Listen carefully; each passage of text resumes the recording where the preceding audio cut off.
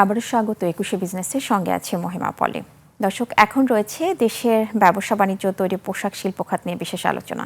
আর এই আলোচনার জন্য আমাদের সঙ্গে যুক্ত হচ্ছেন তৈরি পোশাক উৎপাদক ও রপ্তানিকারকদের সংগঠন বিজিএমইএ এর প্রেসিডেন্ট মাহমুদ হাসান খান বাবু। দর্শক, একুশে বিজনেসের এই অংশটি দেখবেন আলোক হেলথ কেয়ার অ্যান্ড হাসপাতালের সৌজন্যে। আপনাকে স্বাগত আমাদের আজকের অনুষ্ঠানে। জি, শুনতে পাচ্ছেন? জি, শুনতে পাচ্ছি। ধন্যবাদ আমাকে আমন্ত্রণ জানানোর জন্য। জি, মাননীয় প্রধানমন্ত্রী তারেক রহমান চলতি মাস অথবা আগামী মাসে সেপ্টেম্বরে ভারত সফরের একটা কথা রয়েছে এবং বিভিন্ন পত্রিকার বরাতে আমরা এটা জানতে পেরেছি। যদিও সরকারের পক্ষ থেকে এই বিষয়টি এখনো জানানো হয়নি এবং অন্তর্বর্তী সরকারের সময়ে ট্রান্সশিপমেন্ট বাতিল করা হয়েছে ভারতের পক্ষ থেকে। সেখানে ভারতের পক্ষ থেকে বিভিন্ন পণ্যে অশুল্ক বাধাও আরোপ করা হয়েছে, যদিও বাংলাদেশের পক্ষ থেকেও বেশ কিছু পদক্ষেপ নেওয়া হয়েছে।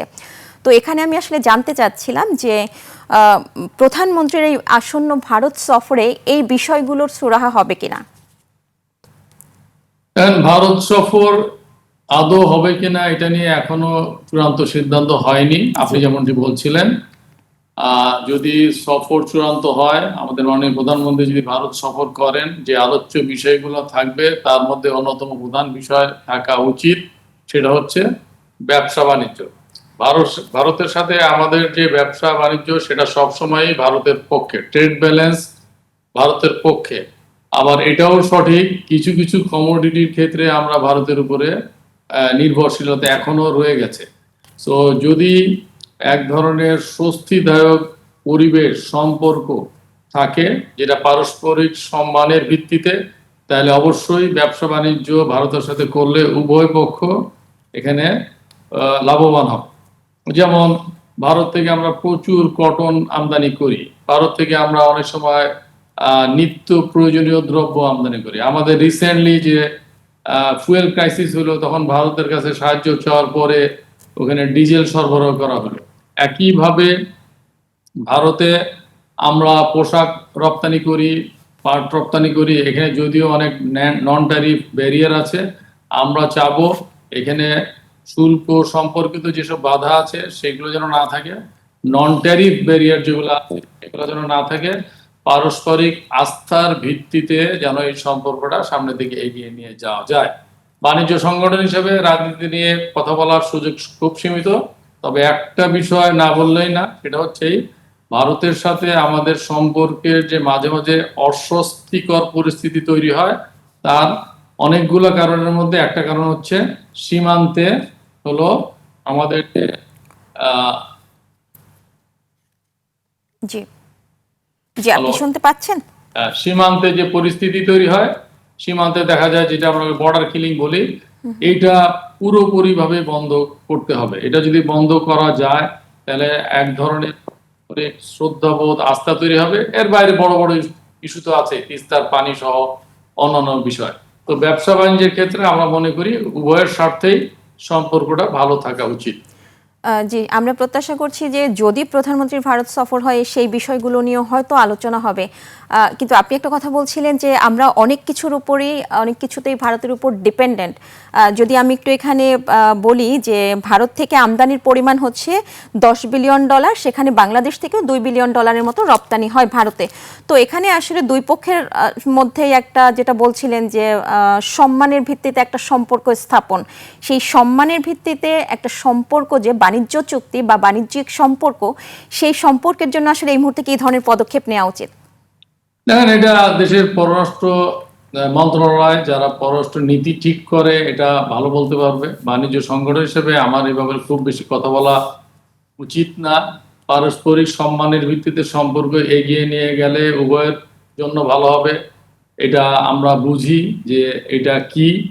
এবং এটা আমি পরিষ্কার না করলেও, যেমন এখানে আমরা পারস্পরিক আস্থাটা দরকার, পারস্পরিক বিশ্বাস দরকার। এটার সাথে সাথে আমাদের ব্যবসা বাণিজ্য, আমরা যদি ধরেন ব্যারিয়ার তৈরি করি, তারাও ব্যারিয়ার তৈরি করবে। অথবা উল্টাভাবে যদি বলি, তারা যদি আমাদের পণ্য নিতে আগ্রহী না হন, তাহলে একসময় আমরাও বিকল্প তৈরি করার চেষ্টা করবো। ইনফ্যাক্ট ভারতের উপরে কিছু কিছু পণ্যের উপর আমরা নির্ভরশীল, বাট এটাও সত্যি যে এই পণ্যগুলা না হলে যে আমাদের শিল্প কলকারখানা চলবে না এমনটা না। যেটা হবে সেটা হচ্ছে এই আমাদের ব্যবসা করার খরচ বাড়বে, লিড টাইম বাড়বে, প্রতিবেশী হিসাবে আমরা খুব দ্রুত র মেটেরিয়াল গুলো পাবো। এটা হলো বাস্তবতা। অ্যাট দ্য সেম টাইম এটা ওনাদের ক্ষেত্রে প্রযোজ্য। যে জিনিসটা ওনারা ইউরোপে শিপমেন্ট করবেন অথবা আফ্রিকায় শিপমেন্ট করবেন, যে সময় খরচ লাগবে বাংলাদেশে শিপমেন্ট করতে হলে তাদের খরচও কম হবে এবং তাদের জন্য তুলনামূলকভাবে প্রফিটেবল হবে। তো পারস্পরিক স্বার্থেই এই ব্যবসা বাণিজ্যের বিষয়টা উন্মুক্ত থাকা উচিত। কিন্তু সেটা আসলে সেটা কূটনৈতিক পর্যায়ে বলেন, সরকারিভাবে সেই পদক্ষেপগুলো নেওয়া হবে, ঠিক আছে, কিন্তু একটি সংগঠনের, ব্যবসায়িক সংগঠনের নেতৃত্ব দিচ্ছেন আপনারা, সেই জায়গা থেকে তো আপনাদেরও কিছু বিষয় থাকে যে এই ধরনের পদক্ষেপ নিলে সেটা বাংলাদেশ ভারত দুদেশের জন্যই একটা ভালো কিছু বয়ে আনবে। হ্যাঁ, পদক্ষেপগুলো বললাম, যেমন হলো আমাদের ল্যান্ড পোর্ট দিয়ে ওনারা অনেকগুলা বিশেষ পণ্য আমদানি বন্ধ করে দিয়েছেন। এগুলো উন্মুক্ত করতে হবে। এটা উন্মুক্ত না করলে আমাদের ধরেন যে এক্সপোর্ট যেটা সেটা বাড়বে না। At the same time land port ব্যবহার করে আমরা যেমন সুতা আমদানি বন্ধ করেছি, সেইটাও একটা জায়গায় যেতে হবে যে এখানে যেন কোনো ধরনের মিস ডিক্লারেশন অর্থাৎ এক পণ্যের ঘোষণা দিয়ে অন্য পণ্য যেন না আসে, এটার নিশ্চয়তাও যেমন দিতে হবে। অ্যাট দ্য সেম টাইম এই সবচেয়ে বড় যে ল্যান্ড পোর্ট যেটা হলো বেনাপোল, সেটা উন্মুক্ত করতে হবে সকল ধরনের পণ্যের জন্য। তাহলে বিজনেসের পরিমাণ বা আমদানি রপ্তানির পরিমাণ বাড়বে, পারস্পরিক আস্থা বাড়বে, স্বস্তিদায়ক পরিবেশ তৈরি হবে। আর রাজনৈতিক বিষয় যেগুলো আছে এটা তো আমরা সবাই জানি যে যে কোন কোন জায়গায় ভারতের যে সিদ্ধান্ত রাজনৈতিক, আপনি রাজনৈতিক কথা খুব বলতে না চাইলেও বাণিজ্য সংগঠন হিসেবে বলতে চাই, মানুষের সাথে মানুষের সম্পর্ক তৈরি করতে হবে, নির্দিষ্ট কোনো দলের সাথে না। নির্দিষ্ট কোনো দলের সাথে ভারতের সরকার হোক, ভারতের মানুষ হোক, সম্পর্ক তৈরি করতে চাইলে তাহলে সেই সম্পর্কটা স্বস্তিদায়ক হবে না। বাংলাদেশের মানুষের সাথে ভারতের সরকার বা ভারতের মানুষের সম্পর্ক তৈরি করতে হবে। জি, আমরা প্রত্যাশা করছি আসলে সম্পর্কগুলো, বাণিজ্যিক সম্পর্কগুলো অনেক সহজে হয়ে যাক। কিন্তু একটা বিষয় একটু জানতে চাচ্ছি, অদূর ভবিষ্যতে পোশাক রপ্তানিতে ভারত বাংলাদেশের আসলে প্রতিযোগী হয়ে উঠবে কিনা, যেহেতু ভারতের একটা নিজস্ব কাঁচামাল, একটা স্বয়ং সম্পূর্ণতা রয়েছে, সেখানে আমাদের কিছু ঘাটতি রয়েছে। তো এই জায়গাটা নিয়ে আপনার মন্তব্য কি? অবশ্যই ভারত এক সময় তুলা উৎপাদন করত, সুতা উৎপাদন করে, কাপড় উৎপাদন করে। এই মুহূর্তে ভারত এই ভ্যালু এডিশনের কারণেই হোক অথবা তাদের কর্মসংস্থান তৈরি করার কারণেই হোক পোশাক রপ্তানির দিকে নজর দিয়েছে। সেটা আমাদের জন্য চ্যালেঞ্জিং, এটা নিয়ে আমরা কনসার্ন, কিন্তু আমরা এটা নিয়ে আতঙ্কিত না। কারণ আমাদের যে দীর্ঘদিনের যে অভিজ্ঞতা, আমাদের যে এক্সপার্টিজ আছে, এটা ওভারনাইট কেউ তৈরি করতে পারবে না। এটাও সত্যি যে ভারতের ব্যাকওয়ার্ড লিঙ্কেজ খুব স্ট্রং, ধরেন র মেটেরিয়াল খুব স্ট্রং, ম্যানমেড ফাইবারও আছে। তো তারা যে মার্কেটে কম্পিট করবে, আমরা সেই মার্কেটে কম্পিট করবো। আমরা কনফিডেন্ট একটা প্রতিযোগিতা হবে। তবে ভারত যেসব পলিসি সাপোর্ট দিচ্ছে, বিশেষ করে উড়িষ্যা সহ অন্যান্য, যেটা তারা সেভেন সিস্টার বলে, এইসব সুযোগ সুবিধার একটা বিষয় বাংলাদেশকেও কনসিডার করতে হবে, না হলে প্রতিযোগিতায় টিকে থাকা কঠিন হবে, অসম্ভব হবে না। তা অতীতে আমরা বিভিন্ন কঠিন প্রতিযোগিতা আমরা অতিক্রম করেই বাংলাদেশের পোশাক শিল্পকে এই জায়গায় এনেছি। ভবিষ্যতে পারবো, কিন্তু এর মধ্যে বেশ কিছু পোশাক শিল্প হয়তো বন্ধ হয়ে যাবে, আবার নতুন পোশাক শিল্প আসবে। এটা চ্যালেঞ্জিং, বাট এটা নিয়ে আমরা আতঙ্কিত না। জি, এবার আসবো একটু অন্য প্রসঙ্গে। এই যে গ্যাস বিদ্যুৎ সংকটটা নিয়ে আসবো, যেটা নিয়ে সবচেয়ে বেশি এখন ভোগান্তিতে পড়েছেন বিশেষ করে এই যে কারখানাগুলো, তাদের আসলে উৎপাদন কমেছে। এই আপনাদের পোশাক রপ্তানিতে আসলে এই গ্যাস বিদ্যুতের সংকটটা কিভাবে প্রভাব ফেলছে এবং উৎপাদনটাই কতটা কমেছে? দেখেন, ইতিমধ্যে আমরা বিভিন্ন মিডিয়াতে বলেছি যে আমাদের এই মুহূর্তে বিশেষ করে গত 15-20 দিন ধরে যে গ্যাসের সংকট চলছে, তার কারণে আমাদের উৎপাদনের সক্ষমতা প্রায় 30-35% কমে গেছে। তো তার জন্য আমাদের কি হচ্ছে, যেটা হচ্ছে যে 10 ঘন্টার ভিত্তিতে যে পরিমাণ উৎপাদন করতে পারতাম, সেটা করতে এখন আমাদের 12 ঘন্টা, 14 ঘন্টা, 15 ঘন্টা সময় লাগছে। এতে করে বিভিন্ন সমস্যা তৈরি হচ্ছে। ফ্যাক্টরিগুলা অতিরিক্ত কর্মঘণ্টার কারণে নন কমপ্লায়েন্ট হয়ে যাচ্ছে, নাম্বার 1। নাম্বার 2 হচ্ছে আমার কস্ট অফ বিজনেস বেড়ে যাচ্ছে। 3 নম্বর হচ্ছে যেটা সবচেয়ে গুরুত্বপূর্ণ, সময় মতো পণ্য রপ্তানি যদি করতে না পারি তাহলে বায়ারের আস্থা কমে যাচ্ছে। 4 নম্বর হচ্ছে অর্ডার ক্যান্সেলেশন হলে, আজকে অর্ডার ক্যান্সেলেশন হলে কালকেই কিন্তু একটা ফ্যাক্টরি বন্ধ হয়ে যায় না, এটার কনসিকুয়েন্স হয় 2 থেকে 3 মাস পরে। দেখা যাবে আজকের এই ঘটনার কারণে 3 মাস পরে বেশ কিছু ফ্যাক্টরি বন্ধ হয়ে যাবে। তো এই চ্যালেঞ্জ সমস্যার আছে। জন্য এই মুহূর্তে কি ক্যান্সেলেশনের কোনো ঘটনা আছে? কোনো শিপমেন্ট বা কোনো অর্ডার ক্যান্সেল হওয়ার কোনো ঘটনা আছে কিনা? দেখেন এই সিচুয়েশনটা তো সিভিয়ার হলো জুলাই এবং আগস্ট মাসে। আগস্টের শেষেই আমরা জানতে পারবো যে কি পরিমাণ অর্ডার ক্যান্সেল হলো আর কি পরিমাণ অর্ডার কনভার্ট হলো ইনটু এয়ার। এখনো ওইভাবে আমরা চাইনি আমাদের মেম্বারদের কাছে। আমরা চাই কর্মঘণ্টা বাড়িয়ে হলেও শিপমেন্ট করা হোক, যদি ক্যান্সেল হয় সেটা ডাটা আমরা পেয়ে যাব। জি, আরেকটা বিষয় নিয়ে একটু কথা বলবো যে বন্ধ পোশাক কারখানা খুলে দেওয়ার একটি উদ্যোগ নিয়েছে সরকার এবং এ নিয়ে বাংলাদেশ ব্যাংক একটি প্রণোদনা প্যাকেজও কিন্তু ঘোষণা করেছে। তো সংগঠন হিসেবে এটা নিয়ে কাজ করছেন আপনারা, অর্থাৎ বিজিএমই এটা নিয়ে কাজ করছে, তো প্রক্রিয়াটা আসলে কতদূর এগোলো? হ্যাঁ, বাংলাদেশ ব্যাংক থেকে যে সার্কুলারটা দেওয়া হয়েছে এর মধ্যে 20,000 কোটি টাকা শিল্পের জন্য, শিল্প মানে সব শিল্প, শুধুমাত্র পোশাক শিল্প না, এবং এখানে অনেকগুলো শর্ত দেওয়া হয়েছে। সিআইবি ঠিক থাকতে হবে, তারপরে তার এখানে বিনিয়োগ পেলে নতুন করে চালু হওয়া সম্ভব কিনা, যারা আংশিক চলছে তারাই সাপোর্টটা পেলে স্বাভাবিক অবস্থায় ফিরে আসবে কিনা, অনেকগুলো বিষয় কনসিডার করে বিজিএমএ প্রায় 161-62টা ফ্যাক্টরি ব্যাপারে সুপারিশ করেছে।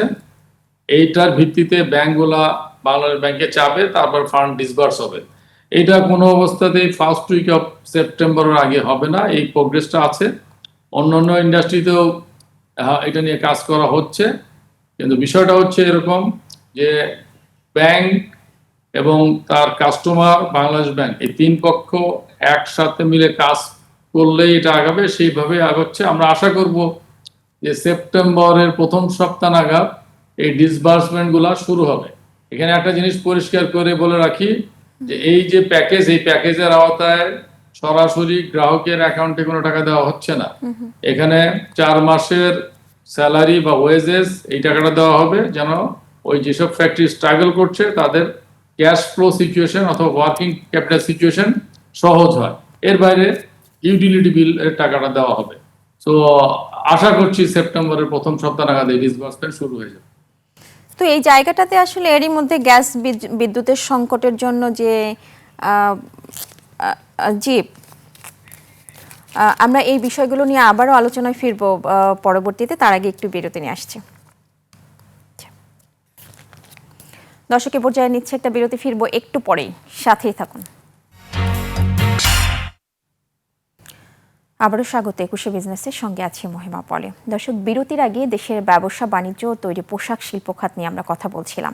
তৈরি পোশাক উৎপাদক ও রপ্তানিকারকদের সংগঠন বিজিএমই এর প্রেসিডেন্ট মাহমুদ হাসান খান বাবুর সঙ্গে। প্রিয় দর্শক, 21 বিজনেসের এই অংশটি দেখছেন আলোক হেলথ কেয়ার অ্যান্ড হাসপাতালের সৌজন্যে। আমরা আবারও তার সঙ্গে আলোচনায় ফিরছি। জি, বিরতির আগে আপনি একটা কথা বলেছিলেন যে বিজিএমই এর পক্ষ থেকে প্রণোদনার প্যাকেজের টাকা পাওয়ার জন্য 161টা কোম্পানির জন্য আপনাদের পক্ষ থেকে একটা সুপারিশ দেওয়া হয়েছে। তো এই সুপারিশের অংশ হিসেবে 161টা কোম্পানি সেই প্রণোদনার টাকা পাবে, নাকি এটা আসলে বাংলাদেশ ব্যাংকের জন্য উপর নির্ভর করবে? দেখেন, এই সুপারিশটা করা হয়েছে এই জন্য, আমরা কখনো চাই না যে প্রণোদনার টাকাটা ঠিক জায়গায় চলে যায়। আমরা সুপারিশটা করেছি ওই ফ্যাক্টরিগুলোর অস্তিত্ব আছে কিনা এবং তারা প্রণোদনার টাকা পেলে স্বস্তিদায়ক জায়গায় আসবে কিনা, এই জন্য সুপারিশ করেছে। বিষয়টা এমন না যে আমরা সুপারিশ করলেই তারা টাকা পেয়ে যাবে অথবা আমাদের সুপারিশের বাইরে কেউ টাকা পাবে না। ব্যাংক কাস্টমার সম্পর্কের ভিত্তিতে কোনো কাস্টমার সরাসরি ব্যাংকের মাধ্যমে বাংলাদেশ ব্যাংকে অ্যাপ্রোচ করলে টাকা পাবে। আমাদের সুপারিশটা হচ্ছে আমাদের বাড়তি উদ্যোগ এবং আমাদের একটা সচেতনতার অংশ। আমরা চাই না অতীতের মতো যেন প্রণোদনার টাকা যেন বেহাতে চলে যায় বা অন্য খাতে চলে যায়, সেই জন্য এই সুপারিশটা করা। সুতরাং এর বাইরের যারা আছেন তারাও পাবেন, এর ভিতরে সবাই পাবেন, এটার কোনো নিশ্চয়তা নেই। যে এটা আসলে বিজিএম এর পক্ষ থেকে আসলে ইনভেস্টিগেট করে তাদের দেয়া উচিত, সেটার ভিত্তিতে একটা সুপারিশ করা হয়েছে। ওকে, আমরা যদি একটু জানতে চাই যে এরই মধ্যে আমরা যেটা দেখেছি যে এক্সিস্টিং যে কোম্পানিগুলো আছে তারাও কিন্তু গ্যাস বিদ্যুৎ সংকটের জন্য একটু নাজেহাল অবস্থায় রয়েছে। তো যে কোম্পানিগুলোকে বন্ধ কোম্পানিগুলো তারা যদি এই প্রণোদনার টাকাটা কতটা ইউজ করতে পারবে, এটা আসলে চ্যালেঞ্জিং কিনা একটু জানতে চাইবো। একটা জিনিস শুরু থেকেই কনফিউশন তৈরি হচ্ছে।